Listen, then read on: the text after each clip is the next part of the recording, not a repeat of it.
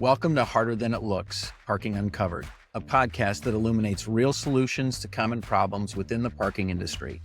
I'm your host, Brian Wolff, CEO of Parker Technology, and in each episode, I'll introduce you to real parking pros that will bring their own tips, tricks, and best practices to manage what we all know is harder than it looks, parking a car. On the show today is Maggie Vercoe, the COO at TEZ Technology. Maggie Vercoe is an accomplished parking and mobility professional with over 30 years of experience in the parking industry. As the COO at TEZ Technology, she oversees professional services, support, account management, and marketing. Maggie started her career at the University of Wisconsin-Milwaukee and joined T2 Systems in 1999, assuming diverse roles, all focused on customer experience. Maggie is currently active in the IPMI Allyship Committee, Women in Parking, Women in Technology, and Mobility Pathfinders, as well as being a board member at the National Parking Association. Wow, you are busy. I don't know how you find time for all that. So today on the show, we'll get to know Maggie, obviously, and her journey through the parking industry. And then we'll dive into leadership styles and practice, investing in teams and products, and what it really takes to implement complex projects successfully. Maggie, welcome to Harder Than It Looks. Thank you for having me. So you have the honor of kicking off our first show of season 2, which is kind of a big deal. But then again, you're kind of a big deal. I mean, I would be surprised if there are people in the industry that did not know who Maggie Vercoe was. So what I like to do with my guests, if you've listened to the podcast, if you listen to Mike's, I like to hand people the microphone and tell you can go back as far as you want to go and sort of bring us up to speed on how you got from one place to the next. And then ultimately it's going to land where you are today, but it will probably also cover how you got into parking in the first place. So the mic is yours. Tell us your story. All right. Well, it's a long story. As you said, over 30 years. I actually owe my parking industry inception to my sister, believe it or not. Okay. I transferred from the University of Wisconsin to the University of Wisconsin-Milwaukee in 1995. And my sister was already there and she had a job in the parking office. And I'm like, you have to get me a job. I need that job. And that kind of started my parking, my love of parking. I started in the booth, taking people's money in the garage. And that is kind of how it all started for me. Okay. That was my first question is, okay, what was your first job? Most people people I hear enforcement. So writing tickets and, getting berated by people who just got tickets. That's a hard way to start. Mine was a lot easier. Yeah. Being in the booth, being a friendly face, people were very nice to me. I had very, very little issue. I moved inside once I graduated because my goal was to be a high school guidance counselor. That was my whole plan. I was going to go to grad school. We were using T2 at the University of Wisconsin-Milwaukee, and somebody came to do a migration from their first product, the Terminator product, to Power Park. I loved what she did. I thought it was really cool. I convinced my boss to send me to their user conference because I was the one kind of doing all of the T2 stuff. And I met Mike and he said, come work with us. And I said, that sounds like a fun idea. So deferred grad school, did that and just never left. Yeah, that's fantastic. Okay, so you were just at Wisconsin, how many, 3 years? It was 1.5. So Mike obviously must have been really convincing. Although if the T2 user conference was as fun then as it is now, it doesn't take a lot of convincing. No, it was a ton of fun. I think there's pictures of me doing the YMCA dance at that exact one in 1998. I remember seeing a picture that was, that would talk about dating people. You just look at that picture and what they're wearing and their hairstyles. That was a lot of fun. Totally.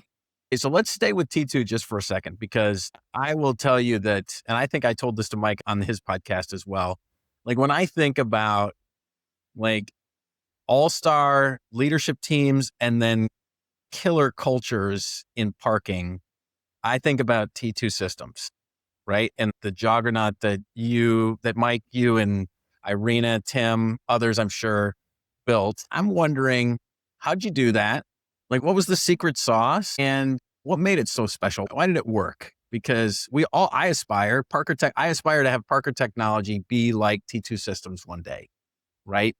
Like it was just the epitome of people loved T2 Systems and there was a great following. So what made it special and how'd you guys do it? I'd start by saying that I think Parker Technology is that today. I think you have that reputation. So you've done a nice job.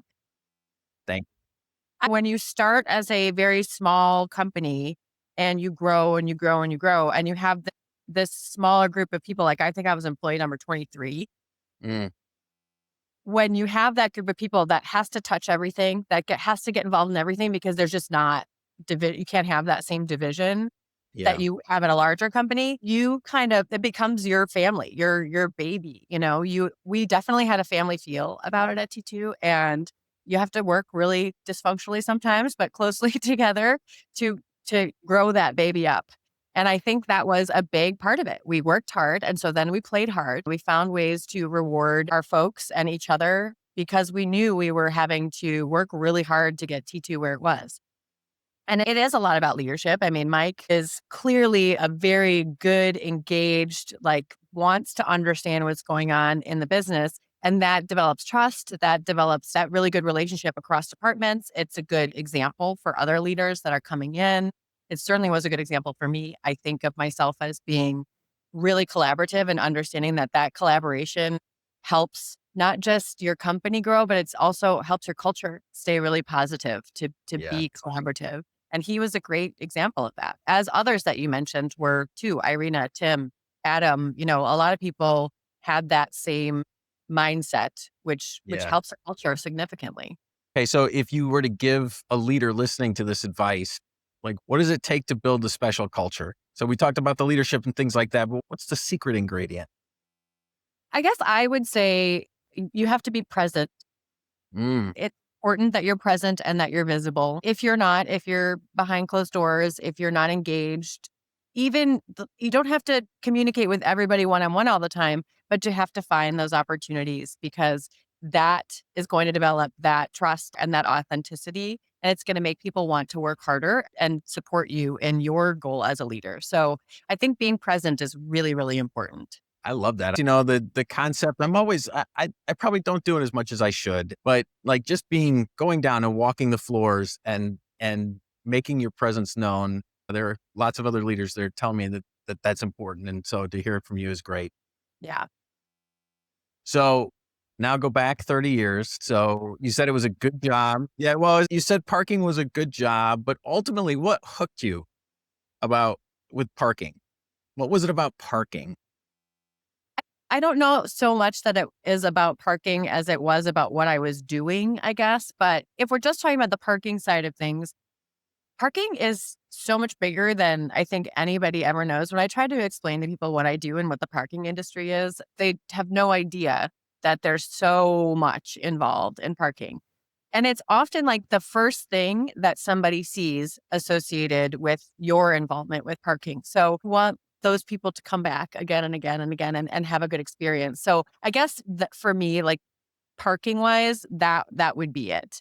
Is just knowing like I don't even want to go to a restaurant where I can't easily find a parking spot if I have Yeah. to find, but I like to be able to drive if I want to drive.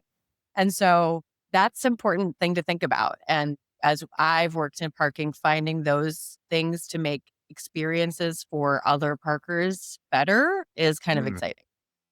That's what I would say on the parking side specifically. yep. Okay. So do you think you're gritty? I think I'm gritty about some things. Yeah. I think that I know how to get my hands dirty. It's been my experience that most parking people are really gritty and That's interesting. rolling up their sleeves, getting their hands dirty. It also dawned on me the other day, frankly, you have to be really centered to be a parking person because, the only time you get feedback is when it's negative feedback. Otherwise, you sort of get ignored. And so you have to sort of know who you are. You got to have like an internal centering because if you're looking for outside validation, you're just not going to get it in parking. That's my experience, you Yeah, know? I think you're totally right. And it kind of goes exactly in hand with what I was saying about that experience. Yeah. You almost want to be ignored, right? Like if Yes. you're being ignored, it means you're doing a good job. Yep. You want to be okay with being ignored. Yes. All right. So your start in higher ed, were there any experiences in higher ed? Obviously, it helped you with T2 because of Flex and all of that, but were there experiences in higher ed that helped you from a leadership perspective as well? Yeah, I think definitely just the people that I had to communicate with who were at certain levels, much different than my own at the time, understanding, their concerns and making sure that I was communicating in a very good and professional, easy way for them, giving them, most of it was around special events when had those things. But I think that just making sure that I was communicating, reporting, understanding their urgency, that definitely helps me communication wise from a leadership perspective. I would also say, there was a healthy amount of conflict in my parking experience in higher ed, externally, mostly with other departments and customers, and working on being able to kind of back to your being centered, having a bit of a thick skin, but managing through those conflicts. I can recall many stories of me personally having to manage through some conflicts that I will draw upon today in my current leadership role. So you want to tell us a story and leave the names out? This is one of the stories, I guess, is more important in that, we're always dealing with our customers, and understanding where they are and why they're feeling a certain way is important when they're bringing you kind of negative feedback. But I had somebody who was extremely upset with a parking ticket that he received. I was handling appeals at the time, came in and really started just giving it to me, like yelling at me. And we had a open counter space, and he's kind of leaning in at me, and he's yelling at me, and I had to just keep very calm. I had to explain to him the rules. I had to explain to him what he did wrong. He wasn't having any of it. But my calmness started to bring his level of frustration down. And once he was a little bit calmer, I was able to say, you know what, you've never had this ticket before. And we have this thing in our office. You come in and talk to me like this, where I can actually take that down. So it's not so expensive for you. And I wouldn't have done that if he kept on going and going and going. But because he was able to calm himself down, I was able to stay calm. We actually had a really good outcome as a result. They say all the time that your ability to stay calm, I'm still working on this, and I'm old, and I'm still trying to modulate my reactions to things, but there's story after story after story of if you just absorb the energy, that people generally will calm down and get a good result. So it makes me think about when you said you're comfortable with conflict. I would think as a woman in parking, conflict like that it's probably even more important that you are comfortable with conflict. I don't know if you've got any stories like that hopefully we've evolved over 30 years, but there may be a story back there, one or two. Yeah, I mean, I think always growing up in the parking industry, it was very clear that I was a woman versus a lot of the men that I work with. I mean, I work with a lot of men.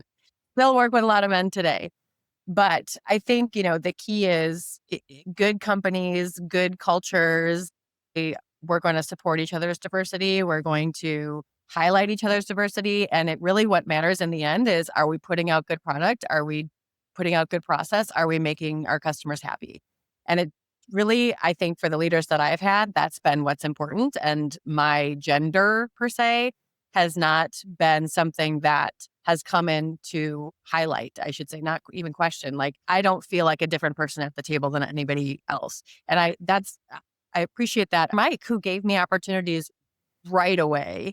I mean, I was probably a year into my career at T2 when I was asked to take on a department and develop a department that we didn't even have at T2. I did have one guy tell me, who also at UWM, that it was reverse sexism because I told him to back up. And I was like, what are you talking? That's the weirdest thing I've ever heard in my life. And it's hard not to chuckle. But I've never had significant issues with being able to represent myself and my leadership as a woman in the parking industry. I know many people that have. So I'm always happy to chat with them. And it's really just, are you putting out good product? Are you putting out good process? Are you professional? That's all that should matter. Okay, that's good. I like the answer. And again, I think it demonstrates that you're sort of taking responsibility for it and just handling it, right? So I guess, what else can I do? I'm a woman. I can't change that. no, That's frustrating, but I'm not going to. okay, so let's stay on the leadership thread, because in the background are, you talked about being adaptive. And so I'm wondering, like an adaptive leader, I'm wondering what that means to you.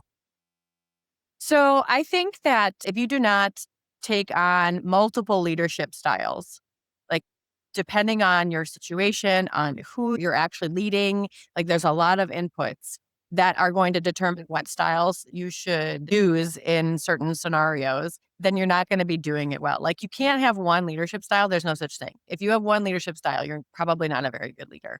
So I think, as I've grown in my own leadership, it's all very situational. And a lot of it has to do with the folks that you're leading. You have to understand, you have to educate yourself on their backgrounds, on their age. Like this is something that's new for me because I'm the old one now in the group.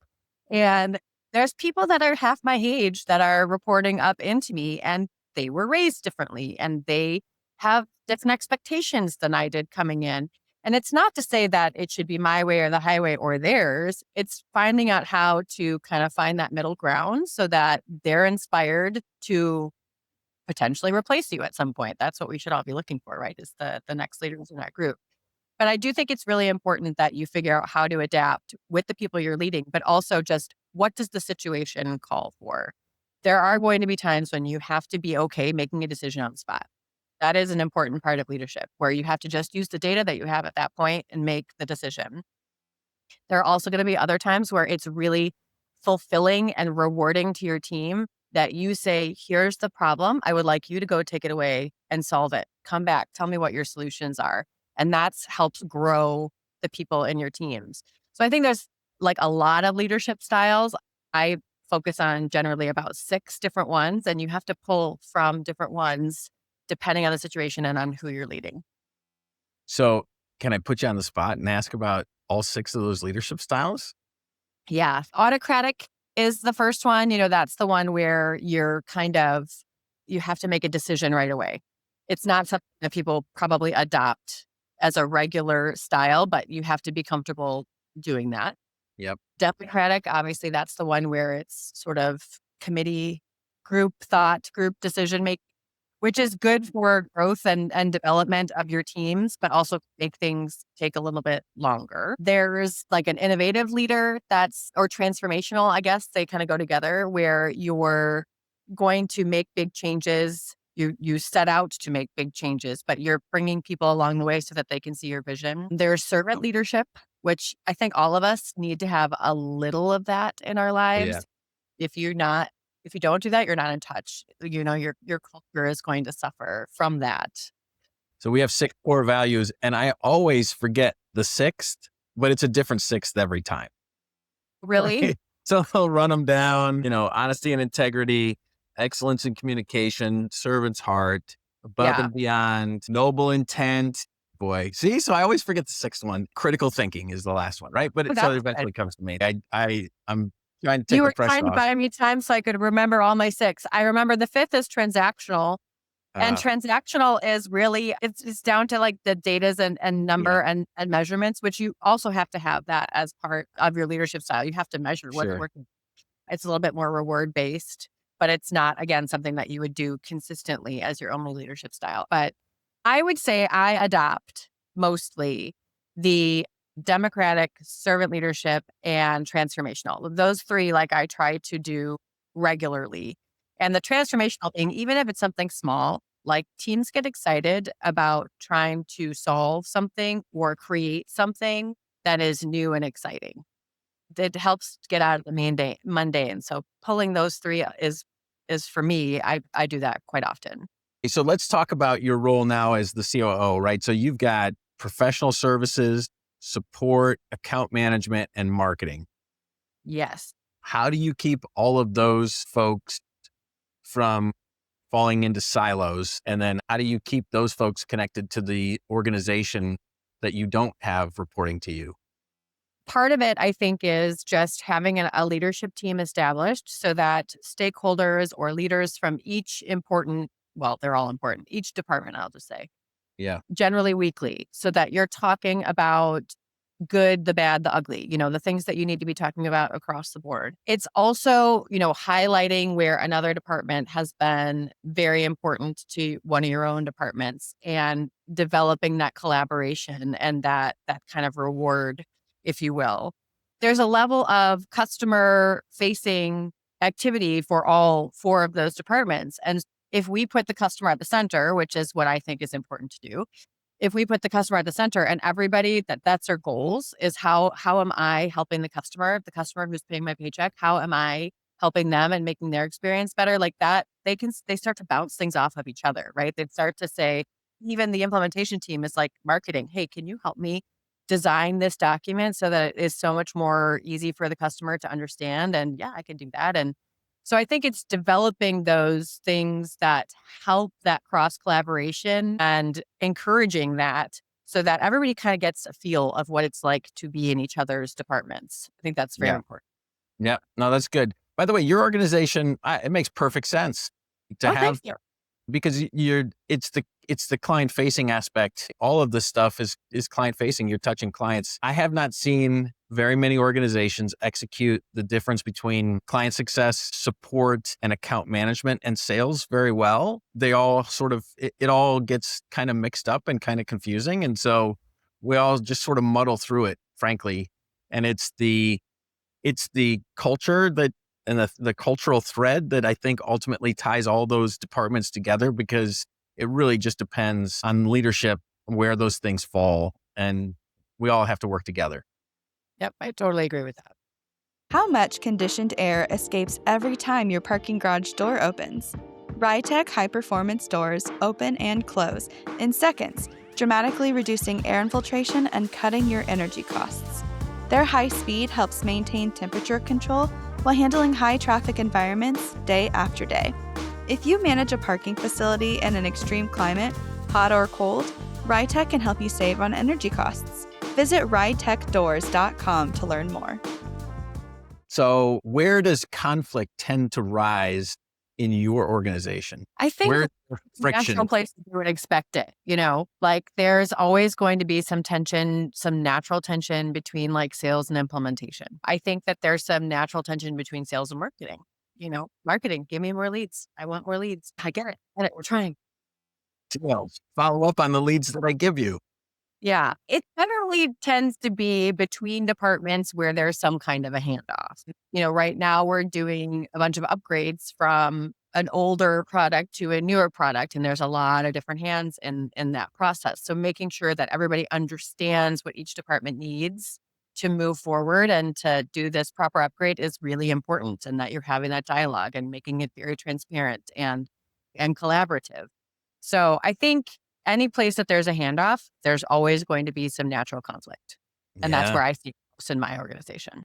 I couldn't agree more. We talk a lot about handoffs kill. Yeah. Okay. So you talked about implementations. And again, going back to your backgrounder, one of the things you talked about was you like complex projects. And so I'm interested in why you like complex projects and what are the keys to getting complex projects done well.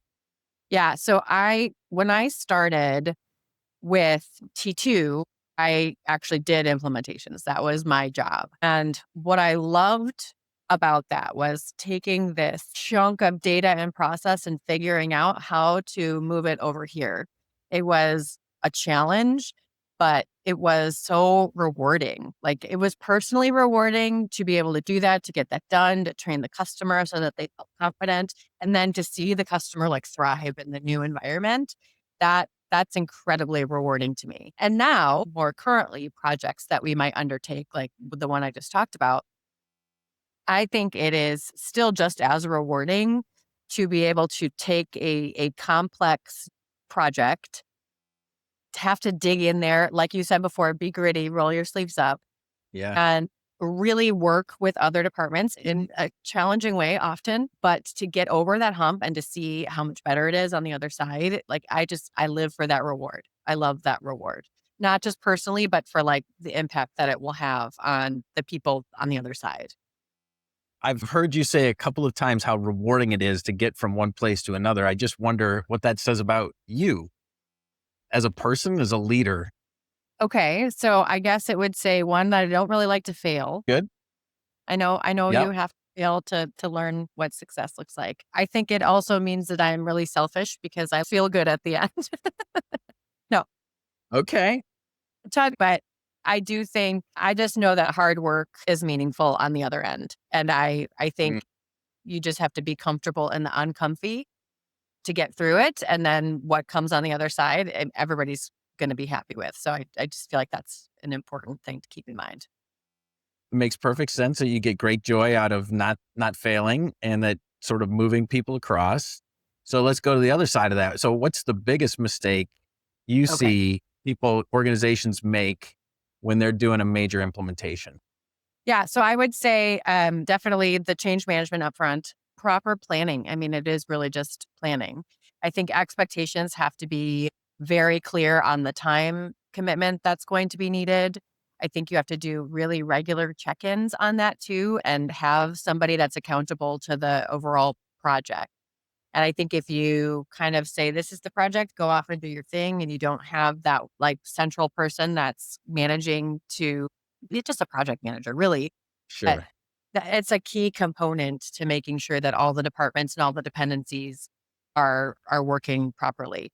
The other piece is making sure that the customer is engaged and bought in and understands their role as well. Yeah. Okay. So given that you spent a lot of time with universities tend to be political animals. I Can wonder be. if you've got any good stories about the politics getting in the way of a good implementation without naming names. Yeah.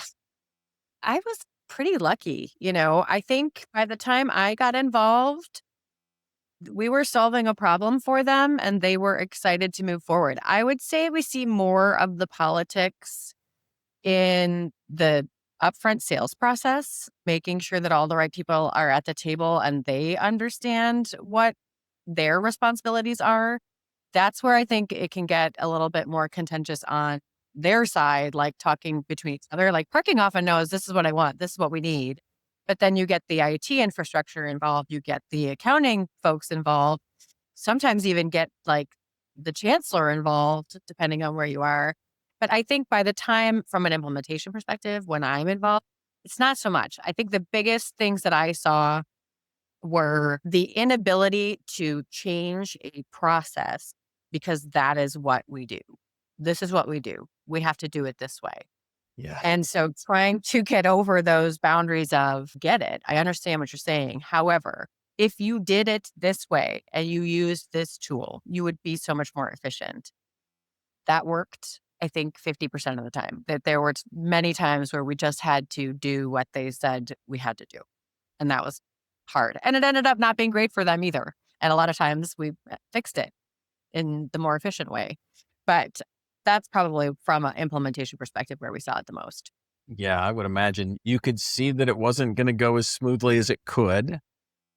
Kind of like raising kids. You can see they're going to fail or you can see Yeah. they're going to struggle. And then you got to sort of let them struggle because then you're like, okay, I can see you struggling. There is a Yeah. better way. Let's go try it this way. And they're like, oh, okay, that makes perfect sense.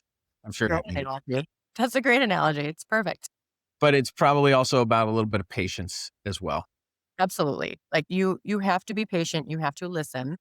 I often find too that in any situation, working with a customer in implementation or from a leadership perspective, if you just pause and listen and let the other person get everything out that they need to, like the gentleman at the counter who is losing his mind at the beginning of Yeah. our conversation, a lot of times just letting them get their feelings out can calm the situation. And also, they'll start to listen to you when they've gotten everything out of their own system. Yeah. I just let the storm blow through and then I just have to get it off my chest. Okay. Happy to do it. And Yep, then you can have a conversation like to adults exactly. or like an adult to a teenager. Sometimes there is that. All right. So then let's talk a little bit about all the organizations that you're involved in. Tell us a little bit about sort of some of the big stuff that you're working on from women in parking or women in technology, the IPMI allyship program or the committee, and just recently the MPA. Is that right? Did you That is. just recently put on the MPA board? I think for me, like from a professional development perspective, it's important to stay involved in other department or other groups and committees and things that are out there because it helps you stay more connected with the broader industry as well and not be so focused on just what you do. The Allyship committee has been wonderful. It's been, we're in an interesting time right now in our country, and it's really just bringing light to groups that don't have maybe all the same advantages and understanding how we can provide education and support for that. And I did quite a few presentations around empathy at work and how that in and of itself can help to create that right culture, that sort of inclusive culture. So the allyship has been great for that. Really good discussion groups on the IPMI website too. Women in technology, that is it's a national thing. I'm involved in the local Wisconsin chapter. From my perspective of my volunteering or portion of that Yeah. is mostly financial, to be honest. I Yeah. support financially, but their goal is to take young women, girls even, and help them find a path through technology. And it's still, women are still very underrepresented in the technology space. And so it's a great opportunity to bring training and education to younger women and girls so that it's of interest to them and just to find to support each other because again there's not a ton of women in technology out there today. NPA, both Women in Parking and NPA, have been great to be a part of also. I think the Women in Parking piece, founded by Ruth Bowman, has been a really great way to get folks in a room, men and women. And I have to tell you, the Women in Parking portion of the conference last year, that first Monday, there were so many men in the room, and that was inspiring to me that Mm. this is an everybody thing. Like we all need to help celebrate each other's diversity and find that level of equality. But I think they've done a really good job of bringing, again, education topics that can help professional development, allow for this mentorship program, which this will be, I think, the second or third year that I've been involved in it coming up. A great way to pair people that are trying to grow in the industry and just grow as professional women. Yeah. It's a really organized program. It's fantastic. It doesn't take a lot of your time. So I'm proud to be involved in that. And then NPA it's a great industry. We do a lot with the population of NPA at TEZ. So it's exciting for me to be more involved in that. Some great leadership, some great folks to interact with there. And I'll be focusing in my board role to start more on the membership side and figuring out how can we get more really great companies and operators to participate in the NPA so that they can benefit from the things that we're all benefiting from today. So what is the percent of private operators that belong to NPA? Or do you have some stats around how many don't join? I mean, Yeah. the membership, as far as how many operators are there today, like, or the makeup, it's pretty Sure. huge. Yeah. I don't think we have great stats, and that's something that we will be working on. Yeah. As to who's not engaged, I think that there's a lot of operators out there, smaller operators, more regional operators that maybe we don't even know need to be engaged yet. And so doing that research to figure out what is that pocket of folks that we can go talk to engage, to bring them on board is going to be an important part of the membership piece. We just kicked it off, but I'm excited to get my hands wet there and really help out where I can. Okay, so the Women in Parking seems like it's growing and evolving nicely. I guess I knew that I was invited, but I'm not sure that I'm invited. So now I'll take that as an invitation. Hold Okay. on. All right. I'd love to be there and support for sure. Okay. Well, let's transition now to trends, things that you're seeing, right? What's your perspective on where we've come in 30 years in parking? Yeah. Like when I was at UW Milwaukee, we were doing in-car meters, the little plastic hanging things from the mirrors that would count down your time. And that is a thing of the past. I Yeah. think, you know, just the ability to give parkers the ease of paying for parking and finding parking, all on their device has been a significant improvement in customer experience.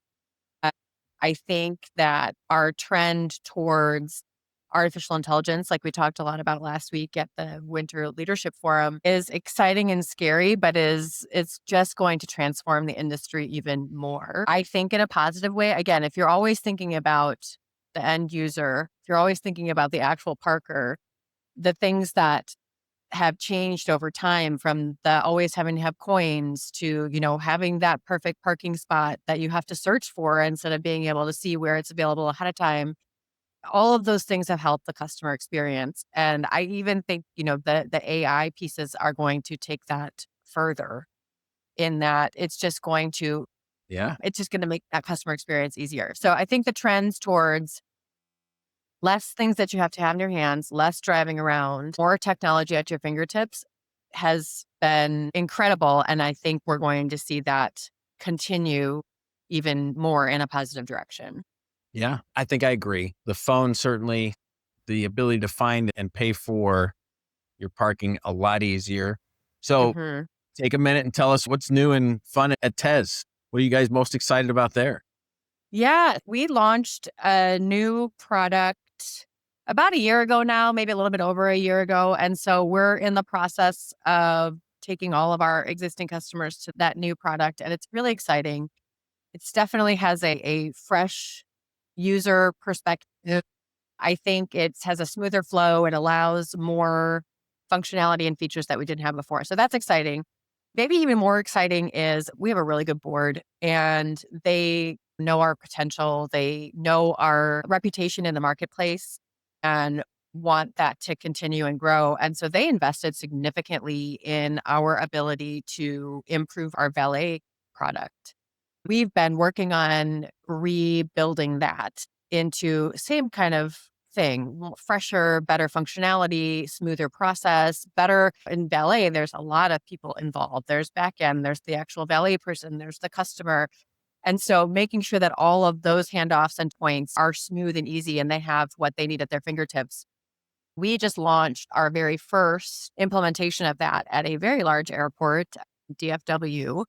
And it was a great learning opportunity for us. We were able to evolve the product as a result of implementing that. And now throughout this year, we'll be able to start to bring on new customers on that platform.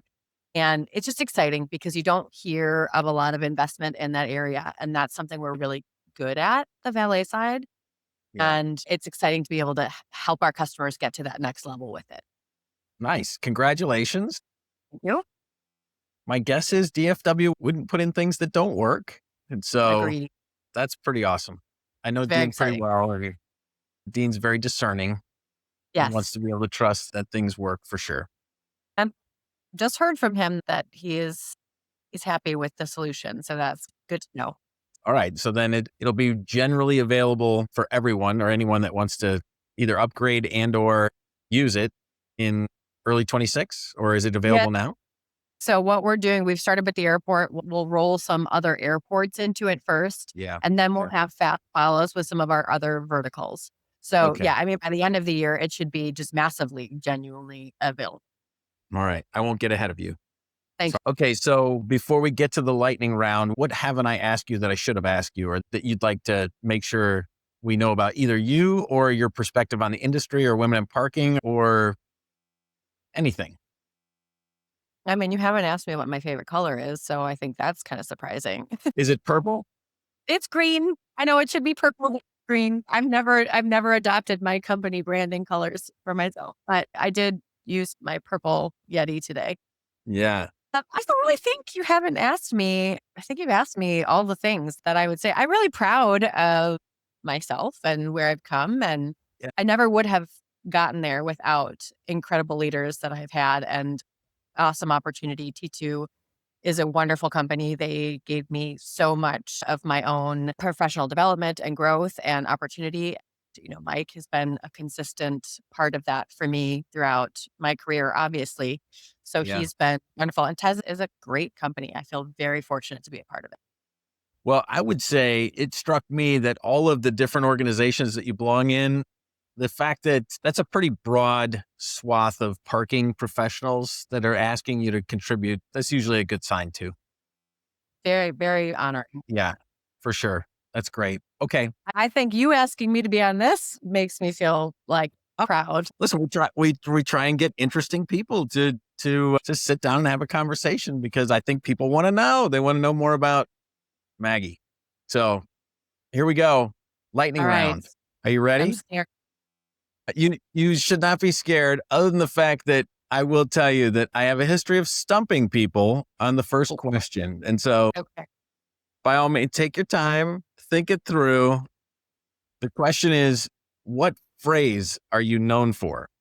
Mm, yes. Good. I would really say that I am like chief collaborator. Like I think collaboration is the key to success. If you don't collaborate with your teams, you're not going to succeed. So I use collaboration and words a lot and phrases a lot. Okay. So somebody says collaboration, they're thinking you. I would hope so. Okay. What phrase should Mike Simmons be known for? I make a hella margarita. That's so funny. That is the truth. Okay. And it's true. I've heard him utter it. And if I heard someone else utter it, I'd be like, Would you've know. spent too much time with Mike Simmons, or just enough time, as it were. Yes. So next question is, what's the hardest thing you've ever done in life? We'll get to parking in a second. In life would probably be raising 3 children to be responsible and good humans. It's difficult in our world to raise kids when there's so many other inputs, but that has probably been the hardest thing I've done. Raising 2 kids is hard, for sure. Okay, I get that. All right, so then what's the hardest thing about your parking job?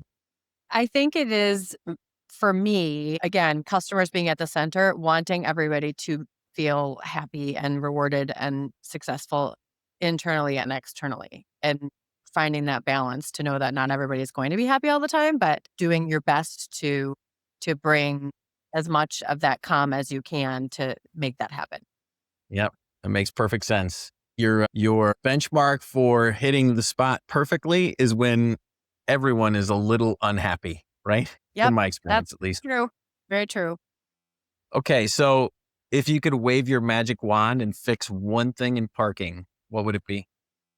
I don't want any more individual meters. I think that Mm, they cause confusion. I think that they require a lot of maintenance. I know that sounds really silly, but that's like when I'm thinking about parking. Like we need to get rid of that kind of hardware. And it's also okay. probably not for the environment. All right. So when you're not parking cars, what do you do for fun? I love to throw parties. I am a really good party planner. I love Mm, to cook elaborate dinners with a big group around my table. And I like to have themed parties, which may involve my guests doing some of the cooking in a challenging kind of way. So nice.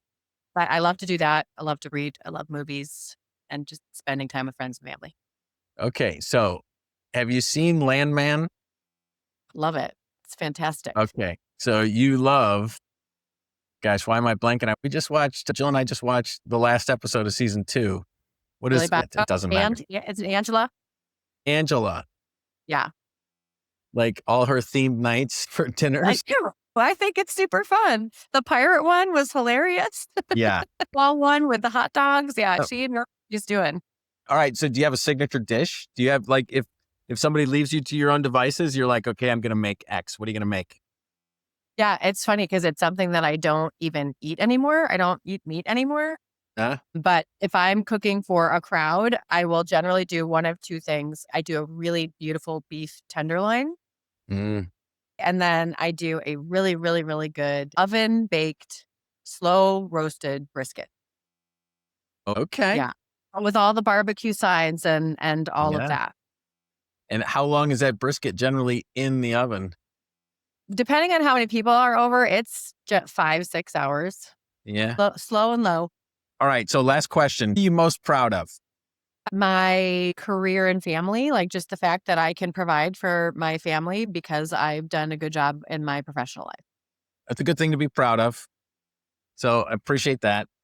Okay. So I asked you if there was anything else. You said we sort of covered all the bases. I appreciate that you took time to come onto the show. And I appreciate that your 30 years of wisdom, trying to crunch that down into 50 minutes. It's been good. So thank you for that. Thank you for your contribution to parking, and I look forward to seeing you at the next show.